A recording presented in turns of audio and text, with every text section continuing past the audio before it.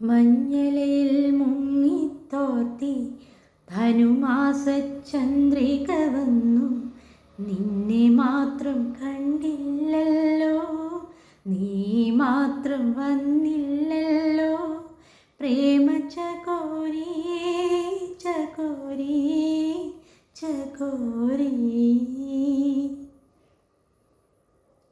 ഭാവഗായകൻ ജയചന്ദ്ര സാറിന് ഈ എളിയ ഗായികയുടെ കണ്ണുനീർ പ്രണാമം. അദ്ദേഹത്തിൻ്റെ ഓർമ്മയ്ക്ക് മുന്നിൽ 1000 പുഷ്പങ്ങൾ അർപ്പിച്ചുകൊണ്ട് ഞാൻ ഇന്ന് എൻ്റെ വീഡിയോ സ്റ്റാർട്ട് ചെയ്യാണ്. ശരിക്കും ഇന്ന് ഞാനൊരു തിരുവാതിരയുടെ സ്റ്റാർട്ടിംഗ് ആയിട്ടൊരു വീഡിയോ ചെറുതായിട്ടൊന്ന് ചെയ്യാമെന്ന് വിചാരിച്ചു. അപ്പം വീഡിയോയുടെ ലാസ്റ്റ് ഞാൻ അമ്മയുടെ പാട്ട് ഉൾപ്പെടുത്തിയിട്ടുണ്ട്. അപ്പോൾ എല്ലാവരും വീഡിയോ സ്കിപ്പ് ചെയ്യാതെ കാണണം.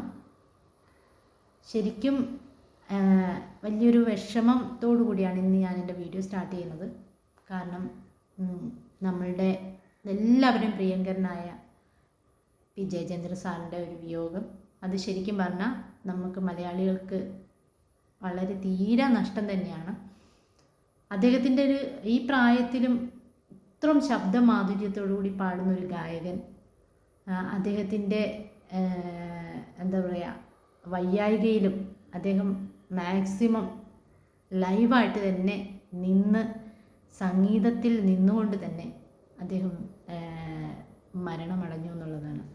ശരിക്കും സംഗീതത്തിൽ ജീവിച്ച് സംഗീതത്തിൽ തന്നെ ലയിച്ചു എന്ന് തന്നെ പറയാം, അല്ലേ?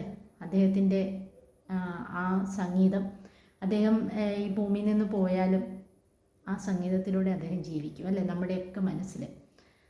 ശരിക്കും ഇന്നത്തെ ഇങ്ങനെ ഒരു തിരുവാതിരയുടെ ഒരു വീഡിയോ ഇടാൻ വിഷമമുണ്ട്. എന്നാലും ഞാൻ ഇതിനകത്ത് ചെറുതായിട്ടൊരു പാട്ട് മാത്രം ഉൾപ്പെടുത്തുന്നുള്ളൂ. വലിയ കാര്യമായിട്ട് തിരുവാതിരയുടെ ഒരു വീഡിയോ ആയിട്ടൊന്നും ഇന്ന് ഞാൻ ചെയ്യുന്നില്ല. കാരണം വെച്ച് കഴിഞ്ഞാൽ നാളെ ചെയ്യാമെന്നാണ് ഞാൻ വിചാരിച്ചിരുന്നത്. അപ്പം നാളെ കഴിഞ്ഞിട്ട് മറ്റന്നാൾ എനിക്ക് തിരുവാതിരയുടെ കാര്യത്തിന് നാട്ടിലേക്ക് പോകേണ്ടതുണ്ട്. അപ്പം അതുകൊണ്ട് നാളെ എനിക്ക് വീഡിയോ എടുക്കാൻ പറ്റില്ല. നാളെ കുറച്ച് കാര്യങ്ങളും തിരക്കുകളൊക്കെ ഉണ്ട്. അപ്പം അതുകൊണ്ട് ഇന്നൊരു ചെറിയൊരു വീഡിയോ ആയിട്ട് ഇടാമെന്ന് വിചാരിച്ചിരുന്നു, നേരത്തെ കരുതിയിരുന്നത്. അപ്പം എന്തായാലും ഈ ഒരു സന്ദർഭത്തിൽ എനിക്ക് കൂടുതൽ അതേക്കുറിച്ചൊന്നും പറയാനൊരു മൂഡ് കിട്ടുന്നില്ല. മലയാളികൾ എവിടെയുണ്ടോ, മലയാളികൾ മാത്രമല്ല ഈ ലോകം മൊത്തം ആരാധിക്കുന്ന ഒരു മനുഷ്യനാണ്.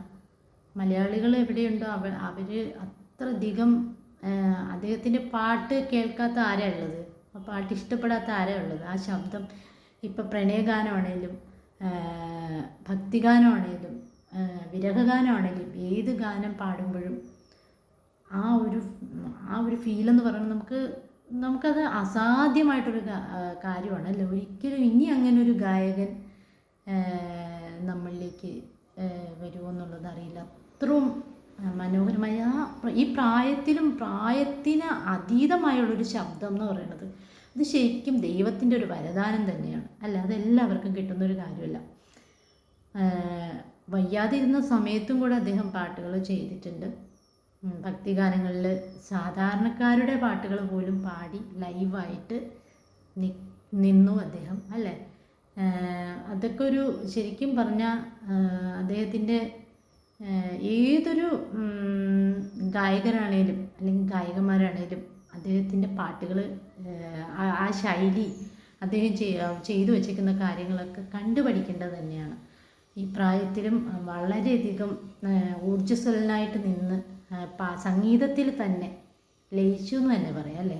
അദ്ദേഹം ശരിക്കും പറഞ്ഞാൽ ആ ഓർമ്മയ്ക്ക് മുന്നിൽ ശരിക്കും എൻ്റെ പ്രണാമം ഞാൻ അർപ്പിക്കുകയാണ് അദ്ദേഹത്തിന്.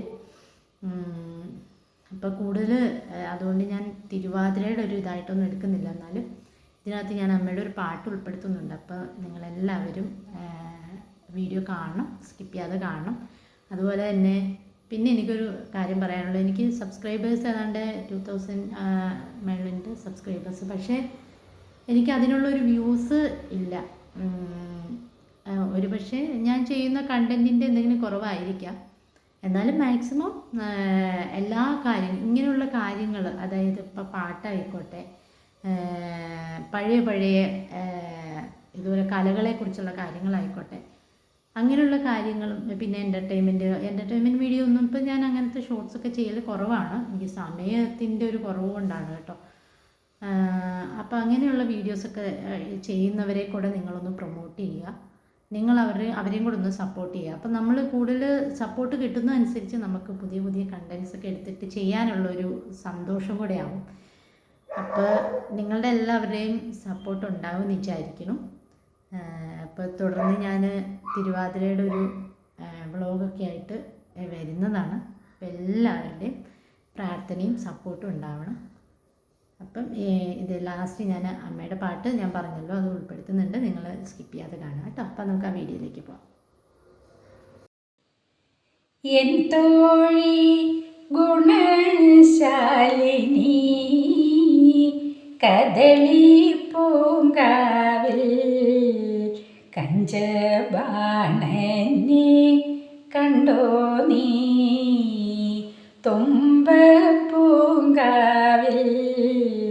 കഞ്ചബാണനെ കണ്ടോ നീ?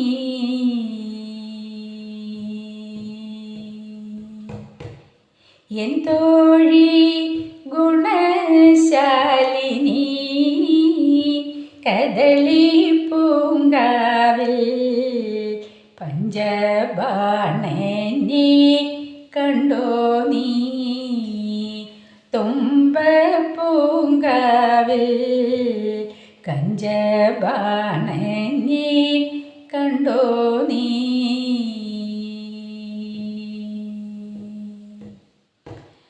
പാലാഴി നീന്തി വന്ന ചേലുള്ള മണിമാരൻ, പാലാഴി നീന്തി വന്ന ചേലുള്ള മണിമാരൻ, പനിനീരിൻ മണവുമായി പതുങ്ങി നിൽക്കുവതെവിടെ പറയൂ?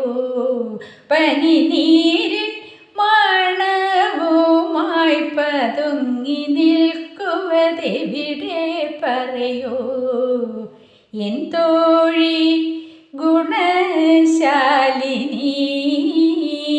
കദളി പൂങ്കാവിൽ കഞ്ചബാണനെ കണ്ടോ നീ? തുമ്പപ്പൂങ്കാവിൽ